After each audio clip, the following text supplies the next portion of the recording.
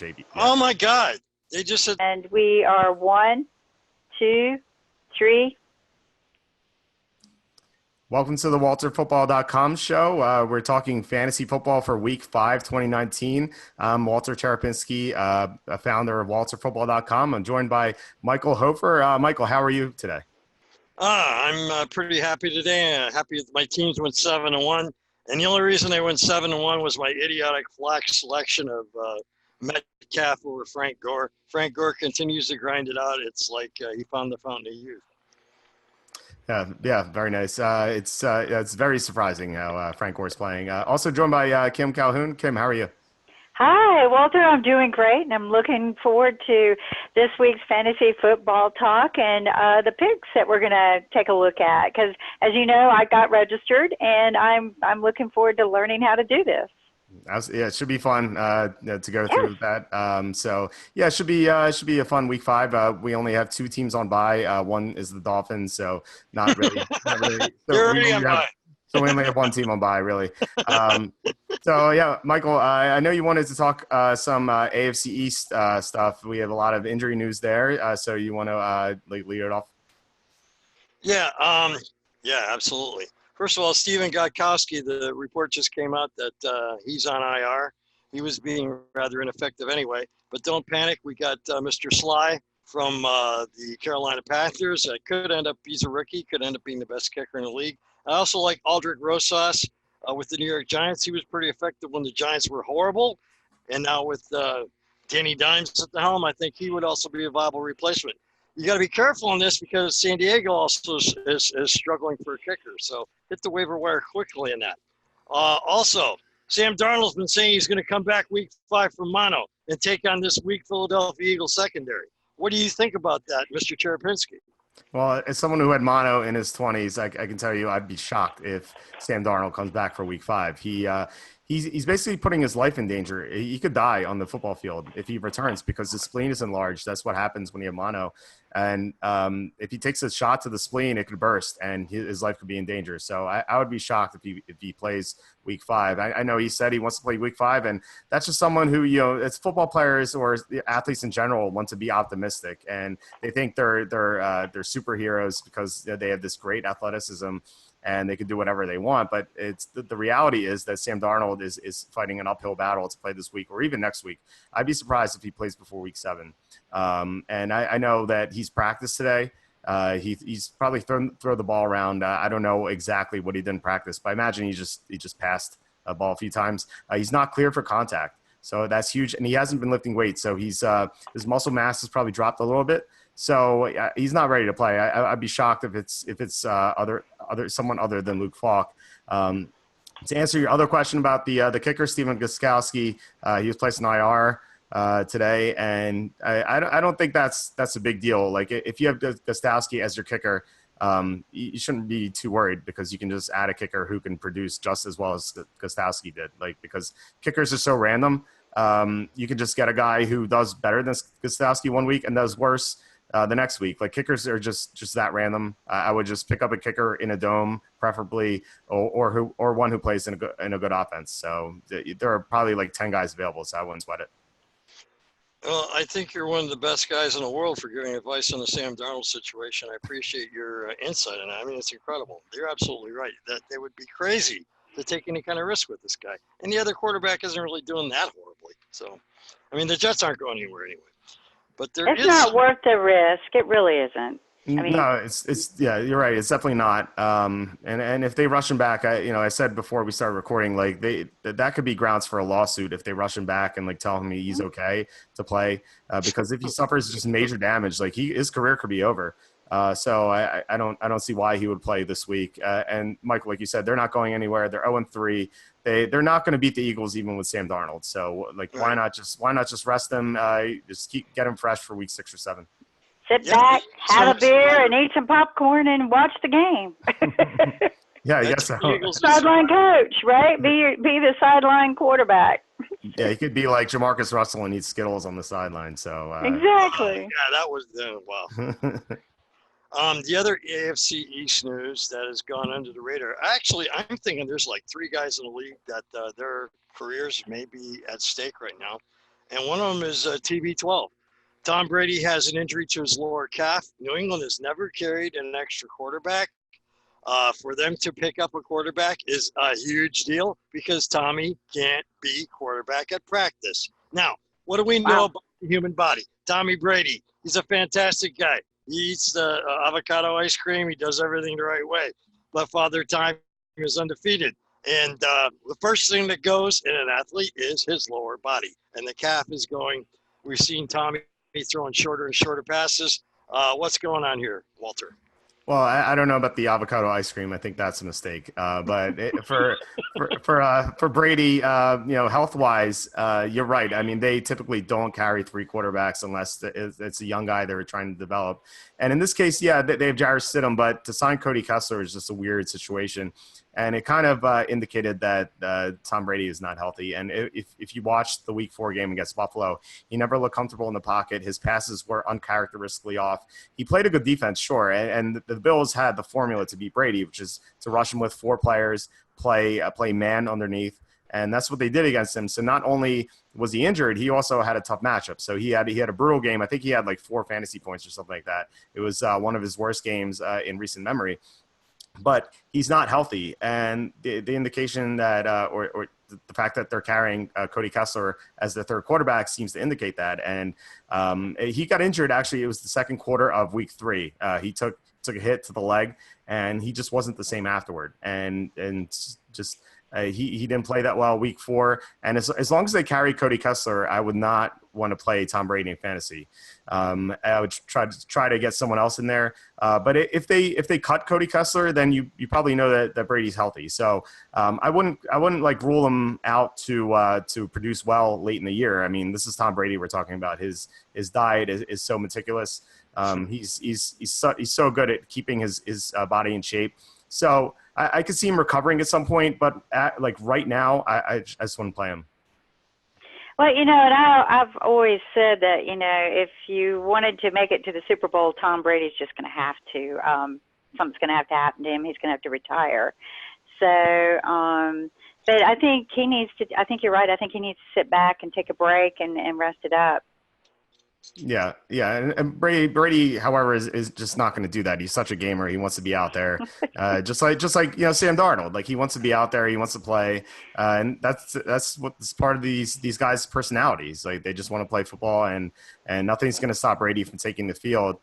So I'm not quite sure when the Patriots bye is. So maybe with the week off, he'll be healthier. So after the bye, that's something to look forward to. Maybe he's going to be healthy by then. Yeah, maybe. A situation that I've been monitoring for a long time and have all NFL fans. The new greatest show on turf, Los Angeles Rams, put up a fantastic 40 points on Sunday. Oh, yeah. And they still lost because the Buccaneers put a 50 burger on them. So ever since the Super Bowl, people have been questioning whether or not Todd Gurley is healthy. And, they paid Todd Gurley and Jared Goff to top at their positions. And neither guy is performing. And I never liked Goff. I always thought Wentz was by far superior. I don't think Goff has leadership qualities. I think you watch Hard Knocks, you didn't know what side the sun rises. And just the way he talks to the guys, it creeps me out. So I never really liked him. And a lot of people own Goff and Gurley. And having your quarterback throw 68 times, that's kind of crazy. Gurley looked good on the touchdown. He only had a few carries. And I also heard a conspiracy theory today on FS that he had been on the show The Shop and had talked about NFL owners as being like slave guys. So there could be a conspiracy, and they're not playing because of that. But whatever. If you own Todd Gurley, you can't be happy. If you own Jared Goff, you can't be happy. What's your take on all that, Walter?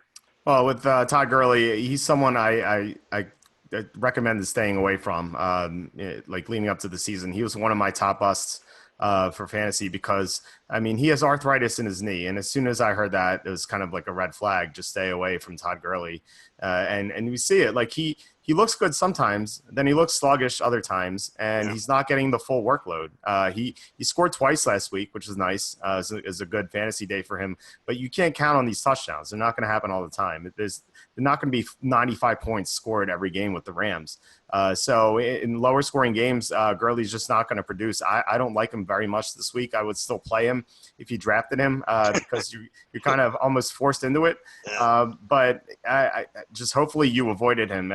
He was going in the first round or early second of some fantasy drafts this summer. And I said I wouldn't draft him until late second round, early third round. And he's kind of producing like a third round or fourth round running back. He's still having some good moments, but he's been inconsistent because he's just not getting the full workload. With Jared Goff, that was probably the most underwhelming 40-point game we've seen in a long time. They were down 21-0. They were doing nothing offensively. Jared Goff's passes were all over the place. He was making bad reads. And then they scored a bunch of points because they were way down, and Tampa started just like they took their foot off the gas. And the Rams just scored just garbage time points. And it wasn't really 40 for them. It was actually 34 because they had the pick six in the fourth quarter. So it was 34 points, which is still a lot. But against, not a good defense. Tampa's defense line is great. But their secondary not very good. Playing like basically prevent and like when they're taking the foot off the gas. Jared Goff has not played well this year. And I think a big part of that is the offensive line, which has not played well at all. Their offensive line has actually been one of the worst blocking units in the NFL. They lost 2 starters in the offseason, which I thought was a big deal. And their left tackle, Andrew Whitworth, who's been a phenomenal player for many years. I believe he's 38 years old, or maybe 39. He's finally showing signs of age. This is the first year he's declining. He's not terrible, but he's just not playing all that well. So you have three spots of regression on the offensive line. And Jared Goff, we've seen it when he sees pressure, he just struggles. In the Super Bowl, he forgot his own snap count, which I thought was very telling because he was so frazzled by what the Patriots are doing. So Jared Goff he's producing fantasy wise. I mean, I believe he was the quarterback of the $1 Million Maker on DraftKings this week because he threw for 515 yards. It just like completely meaningless yards, but he threw for them. And so if you think the Rams are going to go way down, you can still play Jared Goff and all of his receivers, but he's in closer games, he's just not going to produce as well.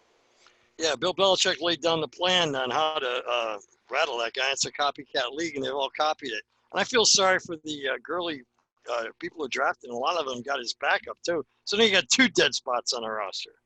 Yeah, well, even maybe 3 because Darrell Henderson was the popular guy in like the 7th or 8th round. He's done nothing. Like he's not even playing. And then people signed Malcolm Brown because they saw him score in week 1, and people picked him up, and he hasn't done anything either. So it's kind of it's like three dead spots on the roster. And I should say that I mean the Patriots locked Jared Goff down in the Super Bowl. I think the Eagles were the first team to do it. I believe it was week 13 or 14 last year. They made Jared Goff look terrible. And so I thought that was kind of like the blueprint that the Patriots used and kind of enhanced. Indeed. Yeah, absolutely. So as far as Thursday night is concerned, I wouldn't play Jared Goff. I don't know if you can see the spreadsheet I have open. I have him for 19 fantasy points, which is not as high as some of the other quarterbacks. I would still play his receivers, Cooper Kupp, Brandon Cooks, Robert Woods in that order. So they're definitely viable. So if you're playing the Thursday night slate on DraftKings or other fantasy sites, you can definitely use them. I wouldn't necessarily use Jared Goff though. I would have more interest in the Seattle guys. Yeah, so let's talk about that. The Seattle guys. What's going on there that draws the attention to them? Will Dissly, the tight end, has been remarkable. Yeah, I mean, he's been catching touchdowns left and right. I don't know if that's something you can rely on all the time, and he's definitely due for some regression. I don't know if I'd go out of my way to use him, but if you pick them up, there are worse options this week. So you can use Will Dissly. I think he's a little too expensive on DraftKings. I would definitely have him, and if you're playing like a ton of lineups, I would have him in some lineups. I wouldn't be rushing to use him. Yeah, about the only other guy in the waiver wire really is Dawson Knox. Yeah, well, Dawson Knox, he's okay. It really depends on who the Bills start at quarterback this week with Josh Allen and concussion protocol. A guy who should be available is Tyler Eifert from the Bengals. Tyler Eifert is playing Arizona, and the Cardinals, I don't know if they know what a tight end is because they haven't covered any tight ends. Every tight end. Every tight end who's gone against him has posted monstrous numbers. You had T.J. Hawkinson in week 1, you had Mark Andrews in week 2, Greg Olsen week 3, who did nothing last week, and then week 4 you had Will Dissly. Like all these tight ends just post crazy stats against the Cardinals. So Tyler Eifert, while he's not playing all the snaps, I think he's running routes on I believe like half the plays. He or maybe less. He could still catch 4 passes, 60 yards, and get a touchdown. Like I think that's that's definitely possible for Tyler Eifert. But especially with John Ross out. Yeah, exactly. John Ross is out. So and plus Arizona plays at a super fast pace. Cincinnati plays at a fast pace as well. So it's going to be there are going to be a lot of plays in that game. So it could be a shootout. It could be kind of this week's Rams Buccaneers where there are 80, 90 points scored in that game. So because both defenses are horrible. So and they play a fast pace. So I could see something like that. To get back to Seattle, the number one guy, well, there are 2 top guys I like for Seattle. Running back Chris Carson. So I was down on Chris Carson last week during this show because I thought Rashad Penny would return, but Penny did not play. And so Carson got all the carries. And I thought something was interesting was when Pete Carroll, the head coach of the Seahawks, said that, he referenced Walter Payton, who's one of the greatest running backs of all time. Someone say the greatest running back of all time. Walter Payton was one of the career leaders in fumbles.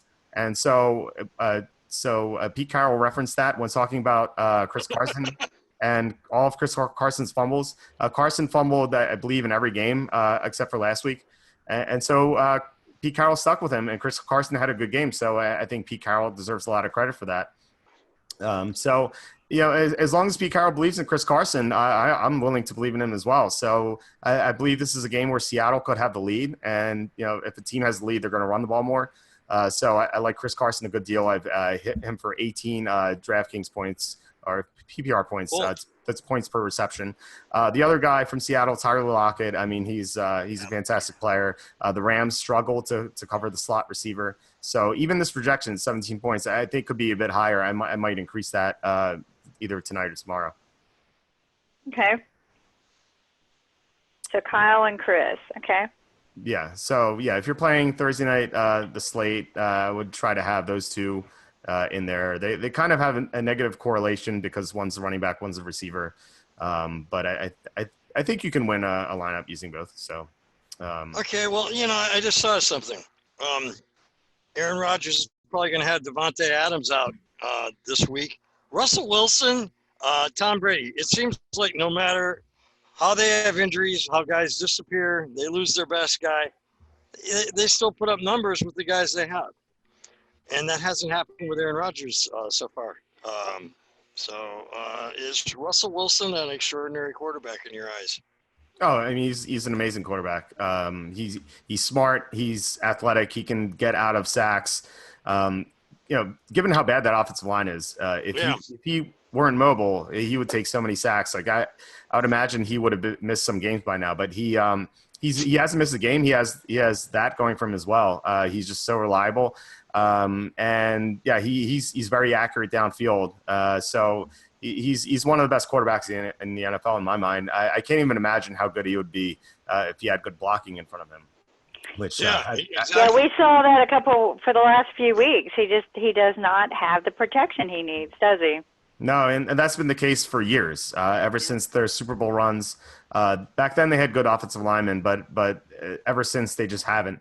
And that's caused them to bog down in some playoff games. Like they couldn't score at all against Dallas in last year's playoff game because they were playing a superior defense. But if they're playing an average defense or worse, Russell Wilson could go off. I mean, he can score rushing touchdowns, which means more in most leagues. It's 6 points rather than 4 in most leagues.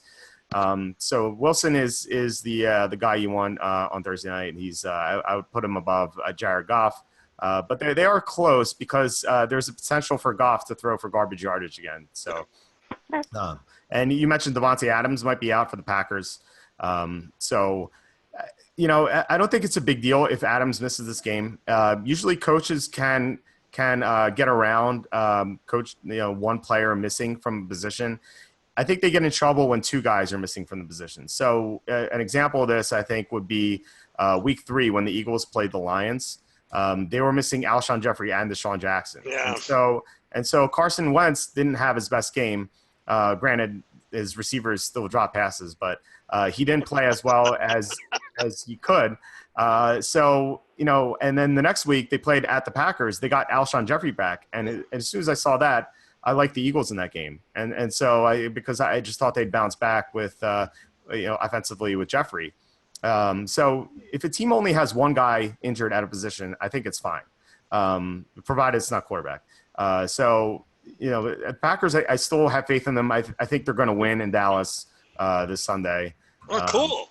They better find a way to stop the run, but it's looking like Zeke might be hurt as well. Is that true? I haven't seen anything on Zeke. I know that Dallas is going to miss their left tackle, Tyron Smith, and maybe the right tackle, Lyle Collins. I didn't see any news on Ezekiel Elliott. Right. What is that? Yeah, his average was absolutely horrific.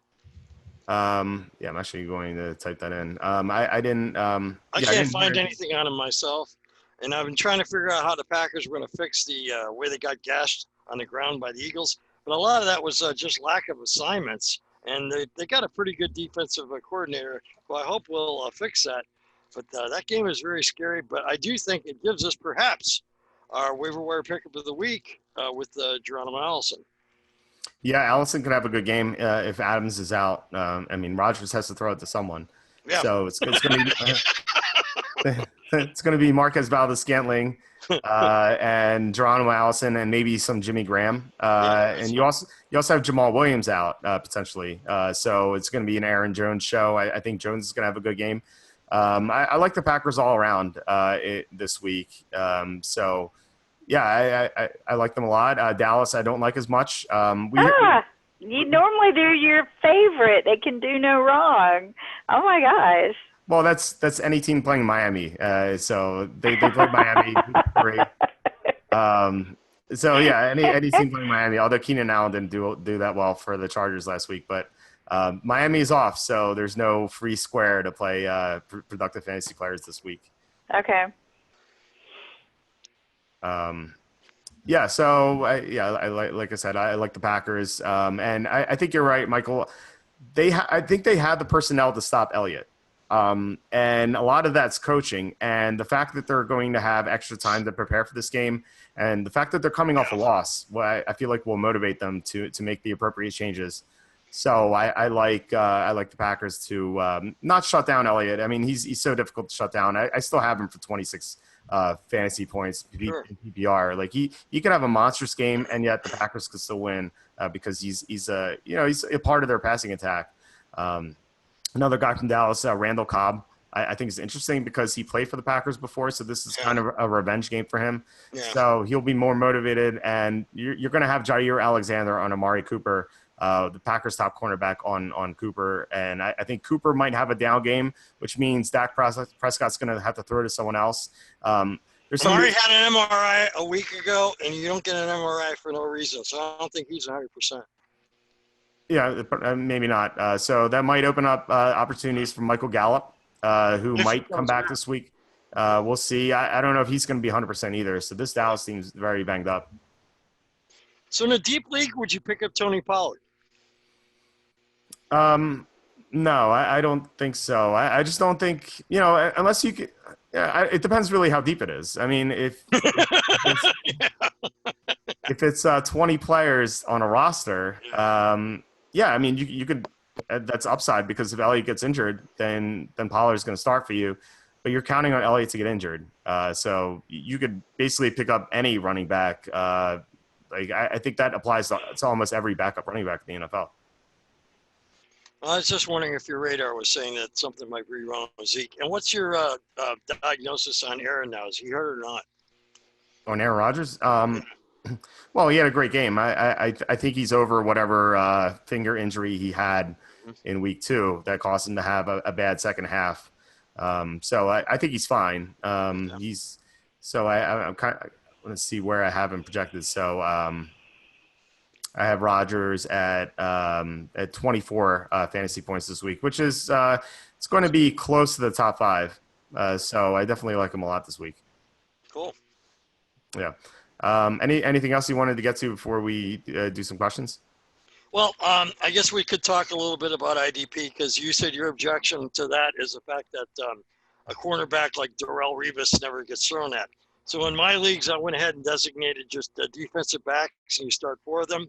And I never take a cornerback. I take safeties. Although it has been some IDP guys actually pick up cornerbacks that are terrible because they get a lot of tackles. But that is like the only unrealistic part of the IDP part, at least in my leagues. So I thought for the guys out here who do follow IDP, I'd make a recommendation at the 3 main spots. Robert Quinn is doing really well coming back off of suspension for the Dallas Cowboys. The Packers have had a little bit of trouble protecting Aaron Rodgers. Quinn almost broke Michael Strahan's record a few years ago. I think he's going to come back real strong. A guy I never really liked at safety, Eric Weddle, is actually doing very well with San Diego now, and I think he's a very reliable guy this week. And then a guy that the Atlanta Falcons defense. Last year, last few years, Deion Jones has been a monster, but he hasn't been up to that this year. There's a guy, Devondre Campbell, had 17 tackles and 2 forced fumbles last week, and they're playing Houston this week. I think he's a good pickup at linebacker. So if you want to pick up guys in IDP, I'd go with Campbell, Weddle, and Robert Quinn. Okay, that's your wheelhouse. I know nothing about IDP. I assume that Shaq Barrett's doing well. Everybody already grabbed that guy. Yeah, I assume so. Charlie Campbell, our draft analyst at WalterFootball.com, he thinks that Shaq Barrett is the runaway defensive player of the year at the moment, and I would agree with that. He has 9 sacks through 4 games, which simple math says he's on pace for 36 sacks this year, which would just shatter all sorts of records. He's been phenomenal. He has a tough matchup this week against the Saints. Teron Armstead's a very good left tackle, so I think this is if Shaq Barrett gets multiple sacks this week, we might be talking just unprecedented territory with him. So I don't think he's going to do that well this week. He might be due for some regression. I mean he's been great, but this is a tough matchup for him. Tough matchup overall for Tampa, I think. Guys do well against the Saints. It's a divisional game. It's always a shootout. Yeah, well, it wasn't. Remember that Eat the W game that Jameis Winston had a couple years ago in New Orleans. That was an awful game for the Buccaneers. Yeah. So Winston is someone you just can't trust. He's on fire right now. Right now, yeah. Yeah. Would it surprise you if he threw 3 pick sixes in this game? No, it wouldn't surprise me if Teddy Bridgewater did either. It would surprise me a little bit more because Bridgewater doesn't really take risks. He just dinks and dunks the whole time, and I think it's going to be a game in which the Saints are up. Again, you never know, divisional game, but I think more likely than not the Saints are going to be ahead, so Bridgewater is not going to take that many risks. So, and speaking of the Saints, I don't really like Alvin Kamara this week. He's a phenomenal player. I would still start him if you have him, but as you can see here, I have him for 19 PPR points, which is far less than the other top running backs. We've seen what the Buccaneers defense has done to elite running backs. Yeah. Christian McCaffrey, week 2, did nothing. Yeah. Week three, Saquon Barkley, before he got injured, he was doing nothing. Yeah. So this Buccaneer defense is amazing up front. Vita Vea, they're a defensive tackle, along with the Ndamukong Suh. They just shut down the run, and no one can run on them. So Kamara is someone who's going to need to just randomly break a long run or score a touchdown to be productive. And he could do that. He's one of the best players at his position. But I think, if you're playing on daily fantasy, he's someone I would avoid this week. He's the other guys priced around him, like Christian McCaffrey, Ezekiel Elliott. I'd rather have them. Even Dalvin Cook, I'd rather have him over Alvin Kamara. So I think that's very good advice because a lot of people think Kamara's matchup proof. But yeah, you're right. With the Buccaneers would be the team that could stop him. Yeah. Well, I mean, I would still say he is sort of matchup proof. Like 19 PPR points is still a lot. So like I said, if you have him in your year-long leagues, I would not bench him at all. But he's just someone I wouldn't use in DraftKings or another daily fantasy site like that. So no, and you know what? We've got some guests on our first live guest dial-in show. Do you mind if I break in for a minute? Yeah, it's really cool. I'm excited about having some guests. We actually had some that dialed in almost an hour early. That's how excited they were about being part of this. And so I'm going to call out to the guest.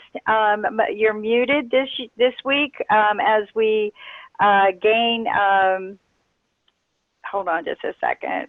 As we gain more experience with this, we'll start letting you actually ask your question verbally, but there's a chat symbol on your screen, or if you can't chat it and you're on text with me, you can send a question, or you can hit raise your hand and I'll try to get to you. So does any of our guests have questions? Okay, so we have Kelly Dawson, who is one of our guests from Charlotte, North Carolina. And she's actually been quite active chatting. And she talks about Bridgewater is doing incredible. McCaffrey is the man for the fantasy football team. She seems to know what she's talking about. But she's got, the quarterback is questionable right now. Who is your top pick for the quarterback? Okay. Talking about the Panthers? No, I assume she means in general. In general, yes. Yeah, so I can sort this. So the rankings are available on the site. They're going to be updated throughout the week. Patrick Mahomes is going to be the de facto top quarterback each week. I mean, he's amazing. He's a great supporting cast, a great head coach in terms of coaching up a quarterback and making a game plan. And they're playing a Colts team that can't stop tight ends at all. So Patrick Mahomes, along with Travis Kelce, I think they're both going to have a huge game. So Patrick Mahomes projected for 31 fantasy points. And then after that, Deshaun Watson in a close second place. Watson has been so inconsistent this year. Weeks 1 and 3, he's been phenomenal. Weeks 2 and 4, he's really struggled. So it's kind of like a Jekyll and Hyde sort of deal. But if you look at his bad games, he's played 2 of the better defenses in the NFL, Carolina and Jacksonville, in those games. Those teams are phenomenal. I don't think people realize how great of a defense Carolina has. They've upgraded their pass rush this offseason, and their secondary has been playing better. And, of course, they have Luke Kuechly in the middle of the field. Carolina, I have to give them a lot of credit. They really spent, and a lot of people don't know this, behind the scenes, they spent a lot of resources upgrading their scouting department the past couple of years, and it's really paying off because they've drafted extremely well, and they've signed some good free agents. Like they're really on the ball with this. And if Cam Newton weren't injured the first 2 weeks, they would be 3-1 or 4-0 right now. And I like them to win the Super Bowl earlier in the summer. And I actually bet them 60-1 to win the Super Bowl. So hopefully they continue to win. But my point is that Deshaun Watson has played poorly against those great defenses. Atlanta has one of the worst defenses in the NFL. We just saw what Marcus Mariota did to them. He Another worse. Yeah, he threw all over them. He had no difficulty finding his mediocre receivers. Deshaun Watson, I think, could have a huge game against Atlanta. And then we talked about this next group is pretty close, if you can tell by the scores, 24s and 23s. Just Aaron Rodgers, Lamar Jackson, then Andy Dalton's a sleeper I like this week. Kyler Murray, Carson Wentz, Matt Ryan, and Kirk Cousins. They're all super close to each other. So you have the top 2 guys and then a bunch of guys like mixed in. So you think Kirk Cousins is up there in the top? I think this could be a Kirk Cousins game. He's he's ninth, I believe, if I did the math correctly. So Kirk Cousins, he's just not a good quarterback if he has to play against good teams. He always chokes. That's his thing. But the Giants are not a good team. They have a bad defense. Their secondary can't cover. Every team that has gone against them has thrown the ball well, except for the Redskins because they had injured or inexperienced quarterbacks. Kirk Cousins should be able to throw in the Giants, I think. And a receiver I like with Kirk Cousins is Adam Thielen. Thielen has really struggled this year, but he complained after the game, and he said we need to throw better. And he could get the squeaky wheel treatment. Squeaky wheel gets the grease, and I think this could be a nice Adam Thielen game. So I like Kirk Cousins this week. Don't love him. 23 points is kind of like the medium projection for starting fantasy quarterbacks, but I think he's definitely viable this week. Okay, that's very cool. So we've got another caller, Ozzy. Do you have any questions?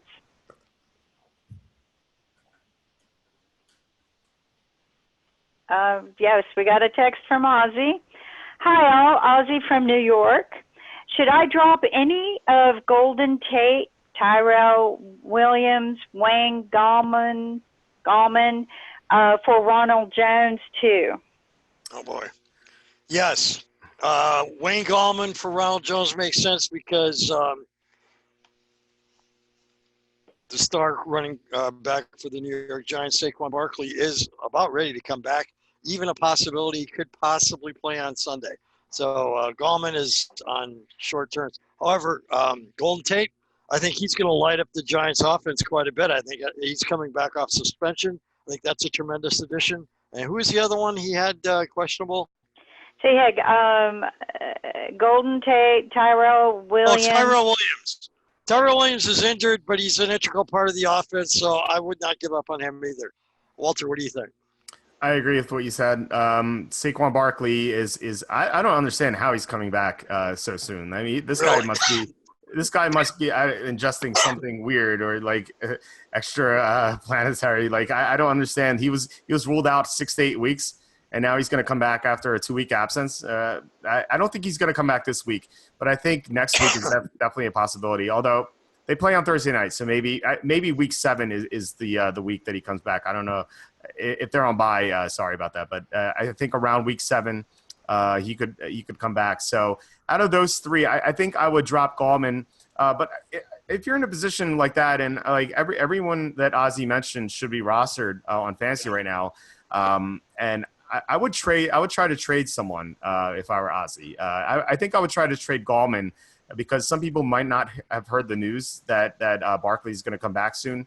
So especially after Gallman's 2-touchdown game last week, you should be able to get someone for Gallman. So maybe even package 2 of those guys, get someone really good, and then you have a roster spot open to add Ronald Jones, who should be rostered. I think Ronald Jones could have a strong finish to his season. Yeah, so I would definitely try to pull off a trade before getting Jones. If you can't do a trade, then I would add Jones and drop Gallman. Well, and Ozzy says, thank you guys very much. He appreciated that. Ozzy, you got any more questions? You're in the spotlight. Yeah. While Ozzy's typing, I think one thing I like to mention stuff I get wrong each week. I was wrong on Gallman. I mean, he scored twice, so you can't predict touchdowns. But I think the mistake I made with Gallman last week was I was looking at how he played in past years when the Giants had bad offensive lines. The Giants have done a great job improving their offensive line. And so I was kind of like, in my mind, I was thinking like the Gallman of the past years, he would not do well. But he had a good game. Even excluding those 2 touchdowns, he played well. So he also got a lot of receptions. Yeah. And this week, the receptions are more likely going to go to Golden Tate. So I don't think you can expect Gallman to continue what he did at all. Agreed. Yeah, I think you can do okay, but not great. So does Ozzy have another question? No, he didn't. I didn't see another question from Ozzy. He said he's all good and he thanked us. He's what? He said all's good and he thanked us. Okay, yeah. Thanks for asking. Thank you. Yeah, so we're going to talk top players by position as we usually do in the second half. So I went with the quarter. I went through the quarterbacks already. I would like to highlight Andy Dalton because It's amazing. that might Amazing how this guy's still in the league, and just because of matchups, he's high up in the rankings. It's amazing. Yeah, football is all about matchups, especially fantasy football. Andy Dalton, if you watched him Monday night, you could be wondering like, how in the world is he your number 5 fantasy quarterback this week? This Arizona Cincinnati game is going to be the fastest paced game we're going to see. Like one of them, we're one of the fastest paced games we're going to see all year. Both teams play at a fast pace. Arizona plays at the fastest pace in the NFL, so there are going to be a lot of plays. And Arizona's defense, as I said before, they can't cover. They can't cover tight ends. Their top 2 cornerbacks are missing. They can't defend anything. So Andy Dalton will have an opportunity to throw all over Arizona. He plays better at home.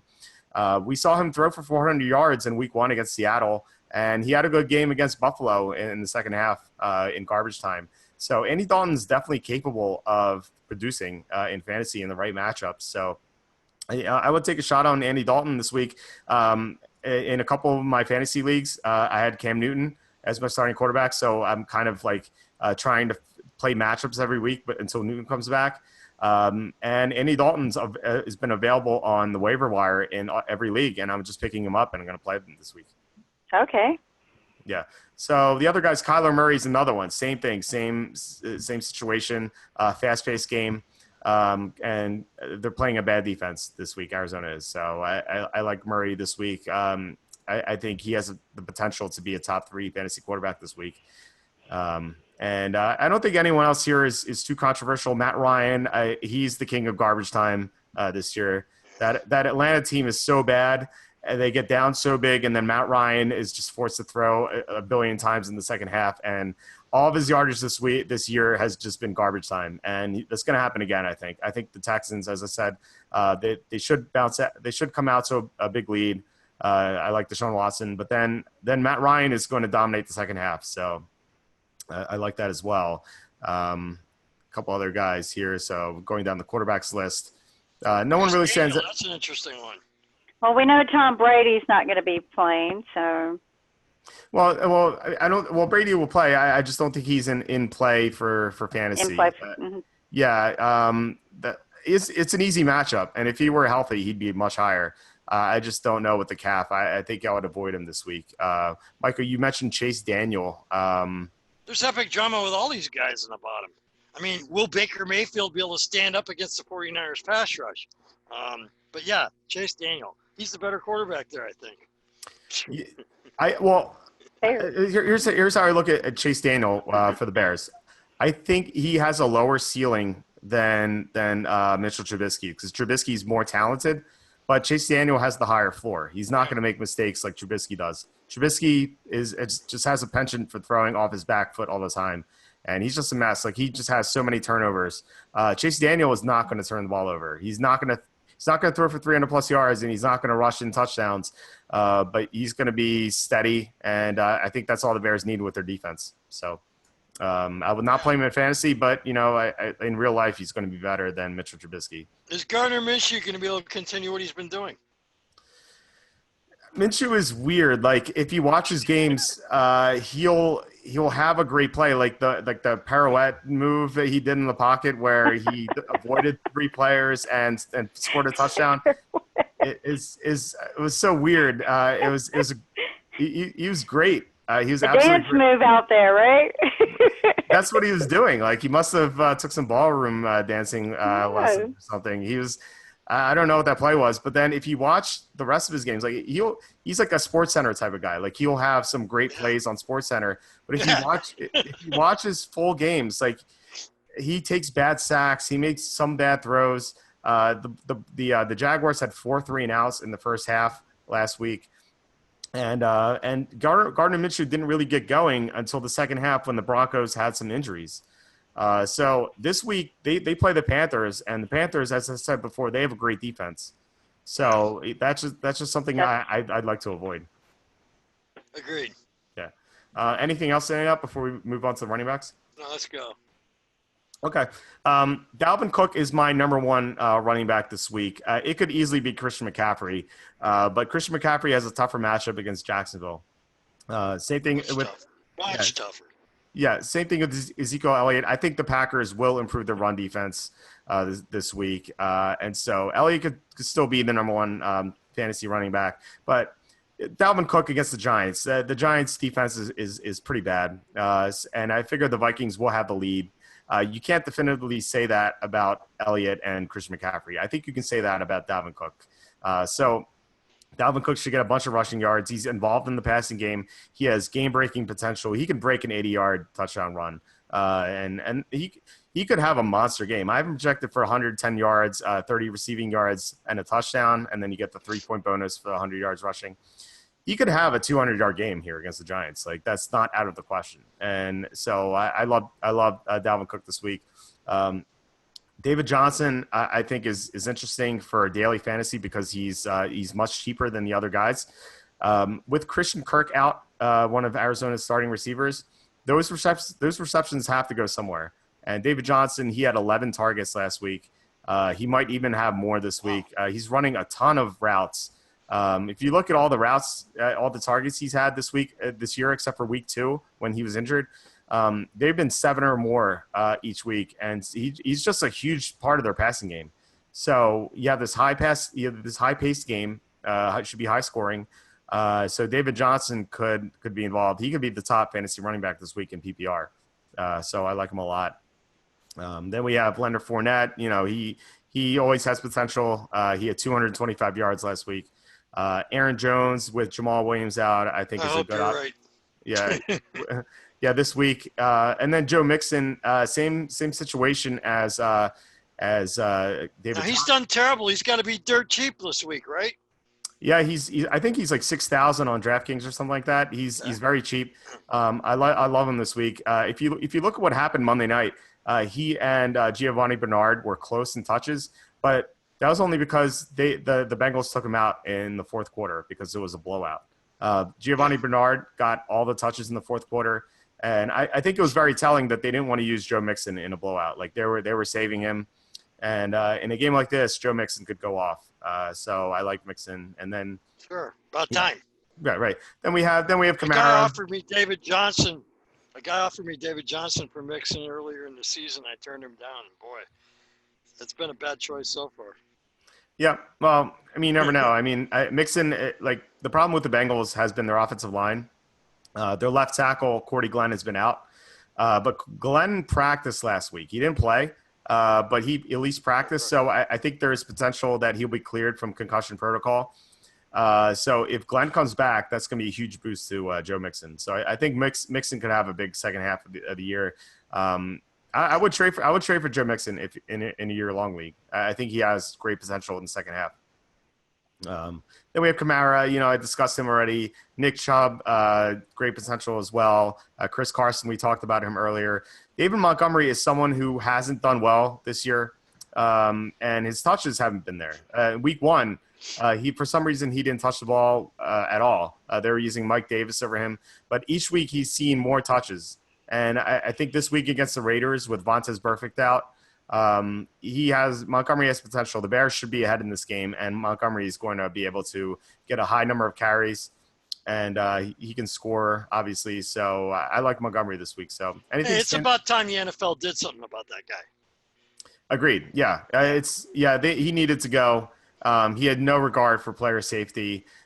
He's ruining careers, or not even careers, like players' lives. Yeah, like, exactly. These concussions are very serious, and just to be headhunting like this, it's not like a 1 or 2 time incident. Like he's doing this all the time. So I was definitely on board with a year-long suspension. Gruden knew that when he got the guy. Gruden knew what he had with Antonio Brown. They just have no moral compass. Yeah, well, I mean, I think they were kind of desperate because they were so bad last year. So if you're desperate, I think you have to take more chances. I don't have a problem with signing him. Just taking a chance on him. I don't think it was a bad move, but the Raiders is 2-2 right now. I don't think they're going to do well to close out the year, but I agree. I'm on board with with Burfict going. Anything else standing out here for running backs, Michael? We lost Michael. Yeah. I hope he can hear me. He can reset his. There you go. I think we got you back. There you go.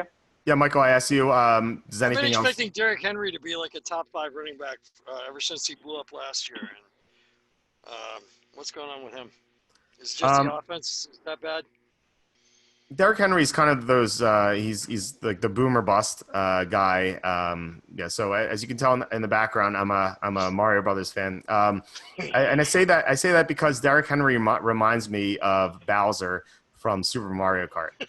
If for those of you who played that game, Bowser was always the slowest to start, but if he got going, his acceleration would go through the roof, and he would just ram through everything. That's kind of like how Derrick Henry runs. So if he can get going, he can just blast off an 80-yard touchdown with his acceleration. But he's one of these boomer bust guys. Like he might do nothing a couple weeks in a row, and then he'll just go off. So he's going to have some of those high ceiling games. He really hasn't had one of them yet. Week 1 against the Browns, I guess he did. But he hasn't had one of them since. But I do think that Henry's viable most weeks. This week, not so much. Bill's defense is tough. I would still start him if you have him, unless you have other good options. Like he could always score touchdowns. So, but he's one of those guys you want in like DraftKings or something. Not necessarily this week because it's a tough matchup, but you want those guys who have high upside and low floors in a tournament because you want the high upside guys in it. You want those guys who could just break a slate or something like that. So, yeah, agreed. Yeah. So Wayne Gallman is probably a little bit higher than he should be. Oh, you got Le'Veon quite low here. Oh, yeah, Eagles rush defense. That's right. Eagles run defense is great, and you're going to have probably Luke Falk at quarterback. So I mean that says it all right there. You have Todd Gurley's lower than people have him. James Conner. So anything else in the running backs? Yeah, is James Conner healthy? Is his sidekick actually a viable play now? If Connor is out, then yes, I think so. I think Baltimore's defense is suspect. People think they're still the Ravens of old. They're not. They lost two of their edge rushers in the offseason, and they lost C.J. Mosley in the middle of their defense, and they have injuries in the secondary. So Nick Chubb just ran all over the Ravens, and I think James Conner, if he's healthy, will do the same. If he's not, then Jalen Samuels will have a good chance. So if Connor's out, I would definitely recommend Samuels as a play. So yeah, we can. I think we can move on to receivers. DeAndre Hopkins is my number one receiver, and that's basically a play against Atlanta. Atlanta's defense, as I said, is atrocious. So okay, I'm a little surprised you got Shady. It's only 2 spots ahead of Damian Williams, who practiced today. Oh, okay. Yeah. That is that has to be updated for injuries. I don't know what's going to happen yet. That assumes that Williams is going to be limited. As we talked about it last week. It's a very difficult situation. Yeah. Which D Williams? Yeah, they got 2 D Williamses. And I don't know why they're using Darrell Williams. He looks like he's running in slow motion. I just don't understand like why you would even use him. It's Andy Reid, bro. And I love Andy Reid. Look, he's great at developing quarterbacks and making game plans, but he has his warts, and I guess this is one of them. I don't know why he's not using Darwin Thompson over Darrell Williams. I agree with you. Yeah. All right. Receivers, DeAndre Hopkins, as I talked about, number 1. Julio Jones, number 2. Julio has not produced as well as people would imagine in most games this year, but I think this is a situation where the Falcons are going to be trailing. They're going to have to throw a lot. And Houston's secondary is not very good. That's the weakest part of their defense. So I think there's an opportunity for Julio Jones to go off. After that, we have Chris Godwin, who had a monster week 3. I like him again because he's going to avoid Marshawn Lattimore, the Saints' top cornerback, because Chris Godwin plays in the slot. So the Saints' top cornerback's not going to be covering Chris Godwin. So I think Godwin has another great week.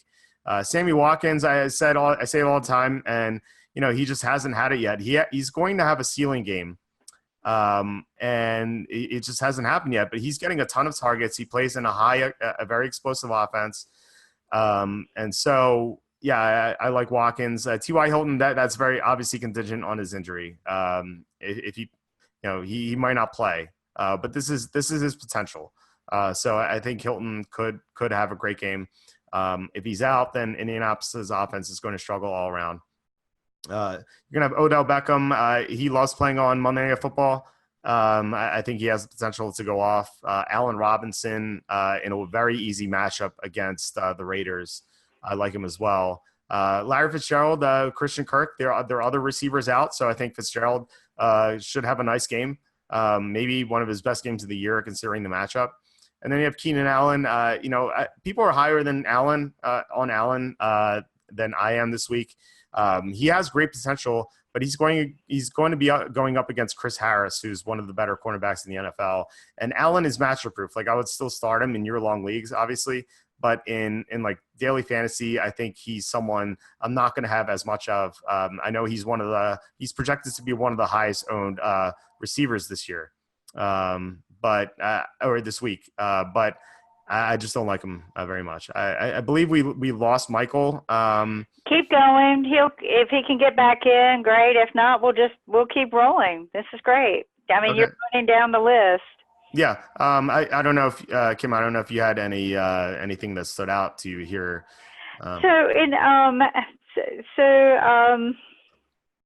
Wide receivers. We know that Miami, this is not their area, but is there any particular team that you would just say this team is the all team? So I like Houston a lot this week. As I said before, Atlanta's defense is atrocious. So Hopkins is my number one receiver, but Will Fuller is someone I believe who has a ton of potential. Will Fuller is going to be very cheap on DraftKings and other daily fantasy sites. He might be more highly owned than I would like, but he has immense potential. He's one of those game-breaking receivers who can catch long passes. If you look at what Will Fuller has done this year, his performances have been poor, but he had 2 long touchdowns that were like barely overthrown in those games, and I believe that was a byproduct of Deshaun Watson not having a lot of time in the pocket, so he hasn't been able to throw accurately to Will Fuller downfield. I think this game could be a game in which Will Fuller just goes crazy and just breaks the slate in daily fantasy, because Atlanta can't rush the quarterback nearly as well as most teams, and so if Deshaun Watson has more time in the pocket, Will Fuller can just go off. And so if I'm playing daily fantasy with something I'm going to do, a strategy I like to utilize in big tournaments is I like to play the quarterback. I like to play 2 receivers with that same quarterback. So in this case, it would be Deshaun Watson with DeAndre Hopkins and Will Fuller. And then I like to game stack with that quarterback, go with 2 players from the other team. So I don't know if this can work out salary wise. I haven't made any lineups yet for Sunday's slate. So hypothetically, in this situation, I would go Deshaun Watson, pair him with DeAndre Hopkins and Will Fuller, and then with Atlanta players, I would love to get Julio Jones in there as well, and then Austin Hooper, the tight end. So have like a 5-player stack from the same game. If that game turns into a shootout, which it could, then you're going to do extremely well. And that formula worked last week. So I believe the winning lineup had I think it was Jameis Winston paired with Chris Godwin and Mike Evans, and then on the other side they had Cooper Kupp and Todd Gurley. So 5 players from the same game. If a game goes off and there are 70, 80, 90 points scored in that game, you're going to do extremely well. So that's something you should do in large tournaments. Okay, so the daily pick, if I were working on that, I'm looking at Sean Watson. Watson, Hopkins. Yeah, Watson quarterback, yeah. And Jones and Julio Jones and who else? Will Fuller. Will Fuller. Yeah, we talked about him. Okay. Yeah, and Austin Hooper, I'm going to get to when we do tight ends. Okay. All right. Okay. Okay. Yeah, so that's the strategy I would utilize. You could do that for any game, really. I mean, so if, for example, if you think Arizona-Cincinnati is going to be the highest scoring game on the slate, I would go with one of the quarterbacks. So for example, let's go with Andy Dalton. I would pair Andy Dalton with Tyler Boyd and Auden Tate, two of his receivers. And Auden Tate's going to be very cheap this week. I believe he's only $3,500 on DraftKings. So I would go with those two guys, and then I would go two guys from the other side. So potentially David Johnson and Larry Fitzgerald. So wow, okay. That's how I would do a lineup in a large tournament. If you're doing cash games, then you don't want to stack like this. But you want to in a large tournament, you just want to swing for the fences and go for high upside. And so that's what I would do. Michael, you're back. You're on mute though. I'll fix it. Just give me a minute. Sure. There you go. Thank you. Michael, do you have any opinions on the receivers this week? Yeah, I never heard that strategy you mentioned. That was fascinating to me. And I'll tell you one of my strategies. I try not to own Green Bay Packers or Tampa Bay Buccaneers because I love them so much and become emotionally attached to them. And if I value them, I actually undervalue them. And I was rather shocked to see you put Chris Godwin as the number 3 receiver in the NFL this week. Yeah, I don't know if you heard the explanation, but no, I didn't. Okay, so Marshawn Lattimore, the Saints' top cornerback, is going to be on the outside. He doesn't go into the slot, so he's going to be Mike Evans when Mike Evans plays on that side. He's never going to see Chris Godwin because Godwin plays in the slot, and the Saints can't defend slot receivers nearly as well as the outside receivers. Well, it takes balls, and it's a brilliant pick on your part if you're correct. Absolutely, that's fascinating, man. Thank you. Yeah, well, Chris Godwin had 44 points in PPR last week. Yeah. He was a monster. So 20 he wasn't supposed to play. Yeah, you know what? So I'm glad you brought that up because that's something I wanted to discuss as well. Something that I noticed, and I think I'm going to utilize a strategy going forward, is that Chris Godwin was questionable. He didn't practice very much during the week, but the Buccaneers didn't sign a receiver late in the week. And so I thought, I didn't take that into account heading into the week, but now I'm going to. So if the same thing happens and the Buccaneers sign a receiver, then I would not play Chris Godwin. But if they don't sign a receiver, then I would definitely play him. And I think an example we discussed earlier was the Tom Brady injury. Like Brady played, but he's clearly not healthy. And the fact that the Patriots signed a quarterback was telling. So that's why I said before, if the Patriots cut Cody Kessler, the quarterback they signed, then it's a good sign that Tom Brady is going to be healthier. So okay, so but in that same vein, so you're saying that Ty and Scary Terry are good to go? Well, it's still early in the week, so we'll see what happens. Okay. But if a guy doesn't practice at all, then I would avoid that. But I know Chris Godwin practiced late in the week. It was limited. So he was clearly feeling better at the end of the week. So we're going to see what happens with Hilton. I doubt they even know if he's going to play at this stage. Yeah. So it's Marlon Mack's an issue there too. Yeah, that could be a blowout. Chiefs are definitely viable for Survivor this week. Yeah. You think? Yeah, if you don't have Eagles are number one choice. If you don't have that's who I have. I took the Eagles this week. I used the Eagles in week 1, so I don't have them. So I would use the Chiefs this week if you don't have the Eagles. Anything else from receivers, Michael? No, that's it. Okay, let's go to tight ends. And tight ends, yeah. So I discussed Austin Hooper earlier. He's my number 4 tight end, and he's going to be cheaper than the 3 guys in front of him. Actually, George Kittle is not even on the main slate because he plays Monday Night Football. So Austin Hooper is going to be – and Kelsey's not on the main slate either because he plays Sunday night. So Hooper is going to be the number 2 tight end for Sunday afternoon. Hooper is getting a ton of targets this year. He's number 2 in targets for Atlanta. And I believe that's the case because Atlanta's not blocking nearly as well as they have in the past. And Hooper runs shorter routes. And so Matt Ryan doesn't have the time in the pocket to find his receivers deep downfield. So he has to settle a lot for Austin Hooper. And so he's going to have J.J. Watt, Whitney Merciless hounding him in the pocket this week. So he's going to have to throw short again. So that's Austin Hooper. He's going to catch a ton of passes. And in a DraftKings format where you get a point per reception, you know, 8 catches, 80 yards, I think is definitely in play for Austin Hooper. So I like him a lot this week. Of course, Zach Ertz is going to be ahead of him. Ertz is a monster. He's basically a wide receiver. Same thing with Travis Kelce. Kelce, as you see, I have him way ahead of everyone at 27 points compared to 18, 17. But Kelce plays on Sunday night, so you can only use him for the Sunday night showdown.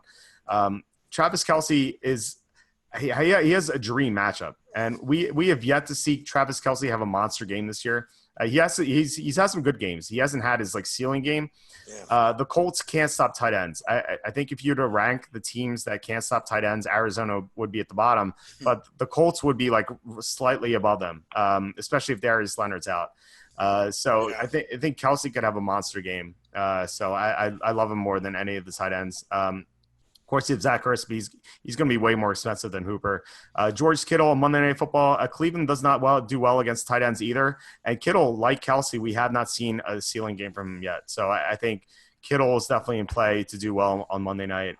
Then you have Darren Waller. This is kind of like the same formula as the Atlanta game. You're going to have Chicago's pass rushers all over Derek Carr. Derek Carr is going to have to throw short all the time, which means he's going to throw a lot to Darren Waller. So I think Waller could have something like 8 or 9 catches. He may not get the yards, may not get the touchdowns, but in a PPR format, all you care about is the receptions. And if he has 8 or 9 receptions, he's going to have 50, 60, 70 yards at the very minimum. So that's like a 14, 15-point game. So that's good enough for Darren Waller. So that's what I'm thinking there. And the one guy who stands out, I think, if you haven't heard my explanation earlier, Tyler Eifert, he's playing against a team that doesn't know how to cover tight ends. So Eifert is in play. No one's going to own him. You can pick him up. I want to tell my Tyler Eifert story. Now, years ago, I swore I would never, ever pick up Darren McFadden again. That's one of those guys that every time you take him, it's just the curse of your team. So I'm telling you, that guy buried me so many times. And I thought I learned my lesson. But Tyler Eifert is an extremely talented guy who's never been able to stay healthy. So every year in all my fantasy drafts, he's my last pick for 3 years. He's been my last pick waiting for his comeback. And he's either this year going to make the comeback or he's going to turn into my Darren McFadden. I'm never touching that guy again. But right now, I think his outlook looks pretty good. Okay, so is there, out of curiosity, Mike has brought up a good point here of what I would call a lucky charm. Is there anyone, and I'll ask both of you, but for both of you, any of you a lucky charm? Or bad luck. Lucky charm? I can't think of a good luck guy. No, I don't know. I don't think I can. I'm not into good luck, bad luck. I'm more. I feel like I'm more analytical. You are. You are very analytical. Yeah. So I don't believe in all that. There's no juju going on for you at all.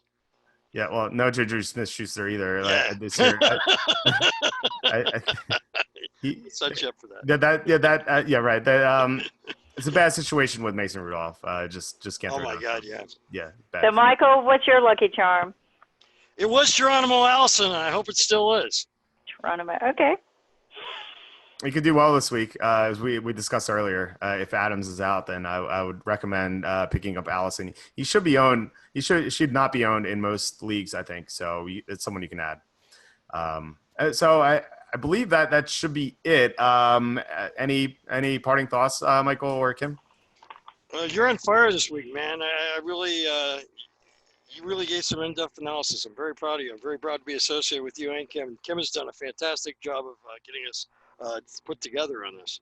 Absolutely. Well, and I appreciate that, guys, and I actually consider it an honor to be sitting in the ranks in the league with 2 people who are just so knowledgeable and have had years and years experience in this. And as you know, I'm a newbie, and I'm going to have fun with this. I've got my picks. I'm going to play with them. I've registered and ready to go. I'm going to ask I'm going to thank our guests, Kelly and Ozzy, for joining us and for the questions that they gave us. They were awesome. Do you guys have any more questions for our subject matter expert? I'll be excited to see our guests as soon as we can do that. That's going to be pretty cool. Yeah, well, right now they just they both dialed in rather than came in on video. We're going to send out instructions on how to do that. But Ozzy, I want to thank you again. Do you have any more questions? So it doesn't look like any more questions, guys. It looks like our analysis was a good rundown, and everybody was thrilled to be part of the show. Yeah. And Kelly says thank you very much for letting her join. So. Yeah, thanks for calling in, Kelly and Ozzy. Absolutely, and good luck in your fantasy leagues or daily fantasy. I don't know what you guys play, but good luck this week, Ozzy. Hopefully, you can do that trade. Good luck going forward. Otherwise, that's it for this week. No, one more thing. Yeah, there are going to be updates later in the week, and for you guys who want to stay on top of these things, make sure you log in to walterfootball.com. Exactly. walterfootball.com is where you can go get or his Facebook page where he gives updates. Exactly. Yeah. There are going to be updates every day, injury reports and whatnot. It's still early in the week, Wednesday. Usually the meat of the news week for injuries comes on Thursday. Wait. We got something. Hold on. Sure. Good show, all. Looking forward to the next one. No, just listening at this point. So, okay. Now, this is kind of fun. I'm sorry, but it's kind of fun getting the feedback from the people. So they ask good questions. Yes, they do. Yeah, absolutely. So good luck to everyone playing this week. So let us know who you're going to play this week, who you're going to start in your fantasy leagues, who you're going to play in daily fantasy. Let us know. And if you disagree with some of our analysis, let us know and why. And then we can discuss it next week. So Michael and Kim, I will talk to you next week. And check back on walterfootball.com for updates. All right. Love you guys. Bye-bye. Thank you. We'll talk to you guys later.